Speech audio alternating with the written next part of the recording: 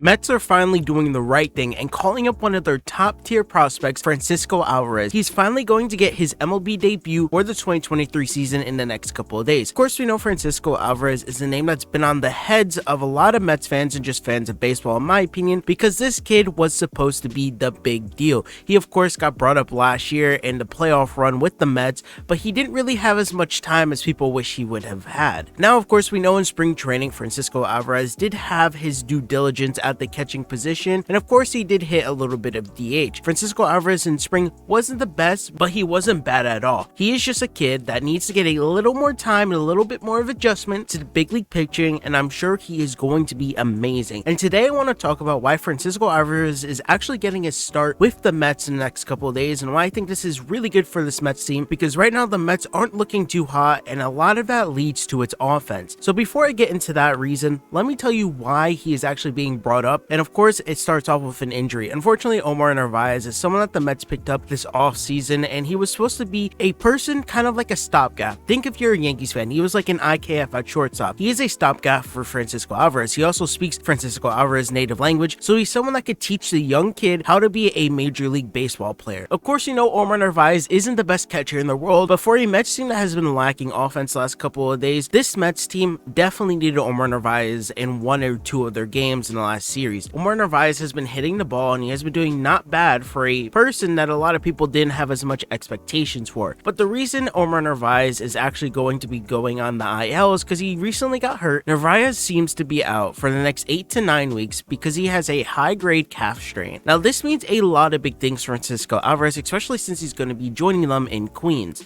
Francisco Alvarez is supposed to be that big bat. Think of a Pete Alonso. Think of like a Mike Piazza. Now, of course, we know Francisco Alvarez is not those two people. He is his own individual person. I'm just giving you examples of what type of ability Francisco Alvarez can actually perform up to and why I think he's going to be very good. Now, if you guys do not know, Francisco Alvarez had a very brief stint in AAA, batting a 250, a 368, a 688, and 19 plate appearances, or collecting 2 home runs and 4 RBIs. Although he has struggled in a small MLB sample size, it will be interesting to see if his minor league experience actually transfers over to the major league system. Now, one thing to note about Alvarez is that if he remains with his ball club for the next couple of weeks, because he's supposed to be, he can be in contention for winning Rookie of the Year. Now, besides that, we all know Alvarez is 21. He's expected to share his catching duties with Thomas Nido. Nido's protection has been largely disappointing to begin the season and has yet to record a hit in 9 plate appearances with 5 strikeouts. Despite this poor sizable number of strikeouts, Thomas Nido is still a really good catcher, and if Francisco Alvarez can have a little bit more production with the bat than him, I'm sure Francisco Alvarez will get a lot more starts throughout the next couple of weeks. Now, if you guys do not know, Francisco Alvarez is going to be a person that does actually hit in your DH position every once in a while. Of course, we expected someone like a Vogelback or maybe a Tommy Pham or something like that, or even Pete every once in a while to hit in your DH position. I think Francisco Alvarez will be sharing it with someone like a Vogelback. Now, Francisco Alvarez has not had as much opportunity to actually hit at the big leagues,